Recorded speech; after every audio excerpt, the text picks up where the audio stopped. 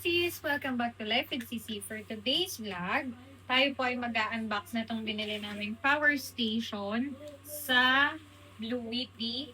Binili namin siya guys sa Ace Hardware sa SM.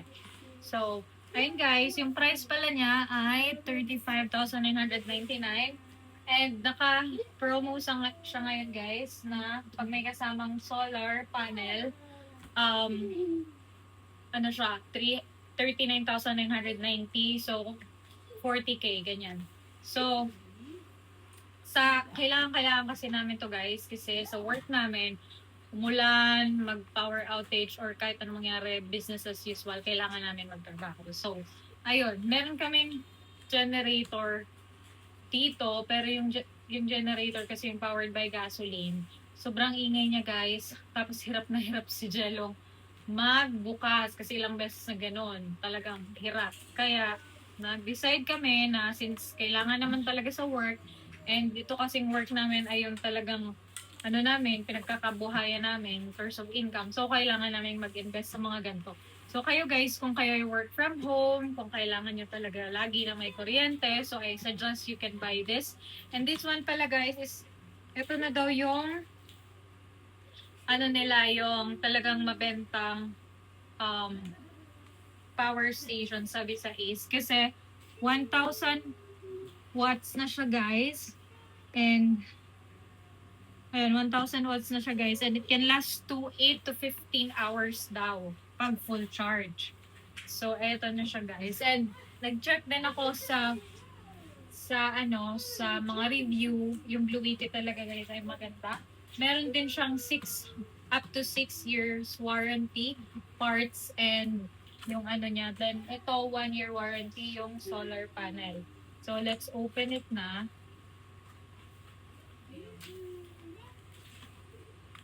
So ayan.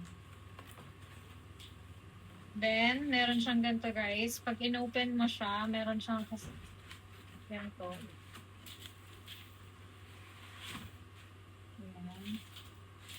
So, ito guys, yung mga wires niya sa pinaka-top. Ito yung wire niya sa power para ma-charge yung power station. And then, ito yung sa sasakyan. Tapos, nandito rin guys yung manual niya.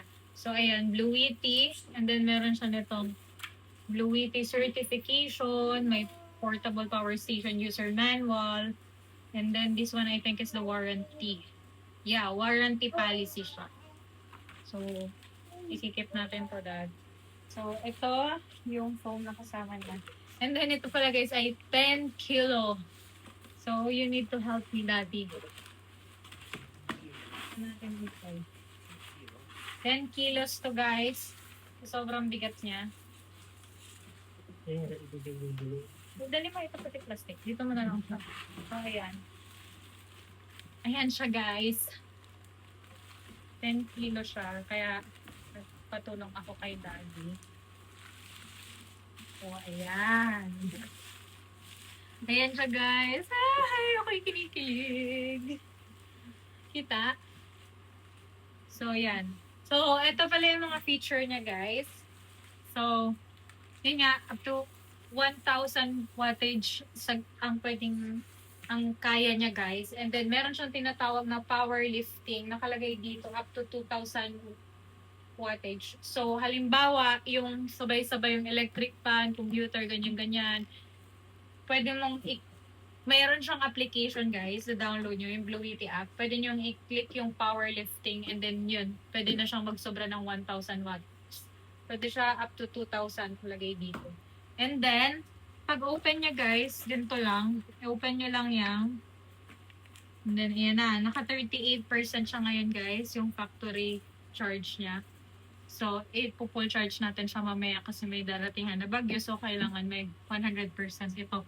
And then, meron siya guys, dalawa ang mga port dito. Merong DC port and merong AC. So, yung AC, ito yung saksakan yung pag magsasaksakan ng electric fan, ng extension wire. So, ayan. Tapos, ito naman yung mga port. Ayan yung sa charger, USB, Type C, tapos yung universal, and then, I believe sa iPhone. Dipindutin nyo lang tong DC, kung DC yung gagamitin nyo. Ito, tapos ito. Meron pala siya guys, kung wireless yung phone ninyo, like iPhone, gaya nung mga iPhone, pwede nyo siyang ipapatong lang dito and mag-charge na siya. Ayan, meron siyang wireless charging, output 15 watts. So, yan. I-click nyo yung DC pag ito yung gagamitin, pero yung AC, pag dito. Okay? So, let's close the DC. So, let's try it with electric pan, Daddy. Halimbawa, AC siya. Ito yung gagana, guys. And then, dito naman yung pag mag-charge ka sa sasakyan. So, kunin mo dad yung so, yan. Dito mo ilalagay.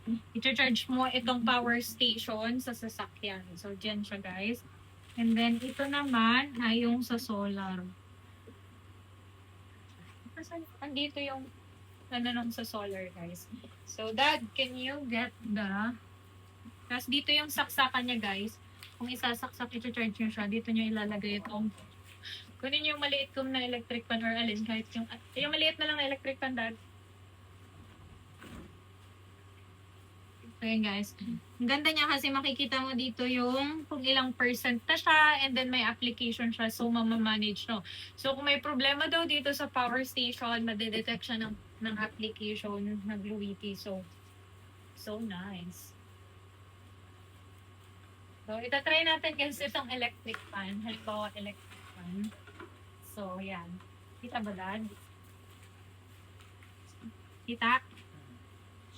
So, dapat guys, naka-open yung AC kasi itong lang part na to ay AC daw, DC itong lang. So, let's open the electric fan. Wow, hindi na mainipin si Sisi.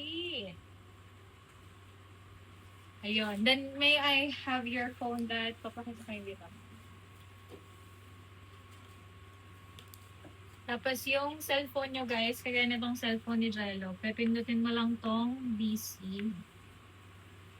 Pwede siya guys sabay-sabay daw. So, ito yung phone niya. iPhone 8 Plus. Click mo dyan. Lagay tapat mo lang dyan sa my wireless charging. And should charge. Here. Dapat nakatapat ba dito sa my Apple? Hindi na nag-charge.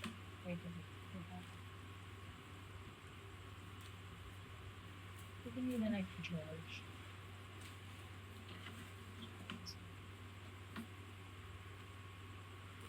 Ano ba yung nilagay ko kanina?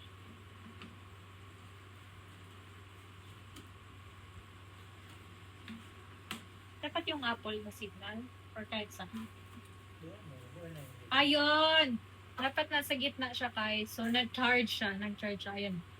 Wait. Charge. And then, fast charging naman siya. Wow! Paborito ni Sisi ang electric fan guys. So, ayan. Okay na Dad. Thank you. So, yun lang guys. Ang ganda niyang investment kasi wala siyang ingay. Kagaya ng generator, yung gasoline generator na yun, sobrang ingay talaga. Nakakahiya sa mga kapitbahay. Plus, online nga yung trabaho namin. So, kung may meeting kami, hindi rin nagkakarinigan. Like, kahit may noise cancellation kang headphone, hindi naririnig ng kausap mo yung ingay, pero ikaw, naririnig na kami. So, ayun. And then, ang magandang feature niya pa guys, sa application ng Bluetooth, meron siyang tatlong way ng pag-charge. Merong standard, merong silent, and naka-turbo. So, halimbawa, magba-brown out na halimbawa, nakalimutan mong i-full charge, tapos magba-brown out siya. So, pwede mong i-click yung turbo and then fast charging daw yung pagka-full charge na ito. So, yun lang guys. I-share ko lang sa inyo daw ang ganda nitong feature na ito. I mean, itong ating nabili for today. And update po kayo kung so nakikita naman dyan kung ilang percent na tapos kung ilang hours pa yung pwede niyang itatagal. So ito guys, naka 37% siya ngayon pero 4.9 hours pa yung tagal niya. Wow! So ito kasi nagpi-15 hours daw ito guys. And then ito, yung solar panel naman, mabigat din siya guys. Cover natin ito. Matagalin na natin ito. Shh! Easy! Don't! Ayan, nangialam na po ang bata. Kumasira. Lab, lab! So, pag hindi nyo ginagamit yung AC, pwede nyo patayin. Oh my goodness. So, ito na guys, yung ating power station. 10 kilos siya guys. 10 kilogram. So, sobrang bigat niya. And then, ito naman yung solar panel niya. Blue. Ayan, Blue siya guys. Yun yung brand niya. US brand siya. And nakita ko yung mga review niya sa online. Maganda talaga. Kasi may i-borrow ano mo. So, naghanap na kasi kami guys ng pangmatagalan na power station kasi nga, kailangan naman nga namin. And kasi ang iniisip ko kung bibili ako ng bagang may mga power station kasi guys na 5K to 10K sa Shopee or kung saan. Pero ang kaya niya lang is parang electric fan and hindi naman kasi yung guarantee yung ano niya guys, yung brand or yung talagang halimbawa after 1 year baka masira. Hindi, invest mo sa ganitong pang matagalan. Tapos yun nga, may warranty siya up to 6 years. Parts and kung masira daw. So, i-unbox na lang natin yung solar.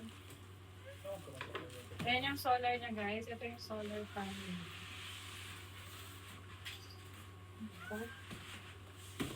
So big.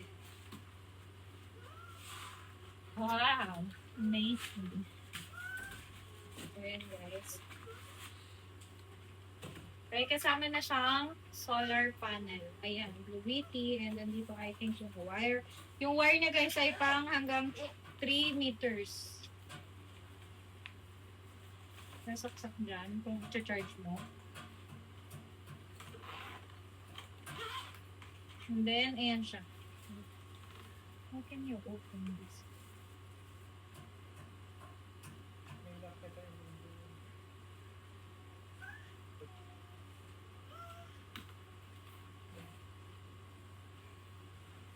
Ayan siya guys, yung solar panel niya.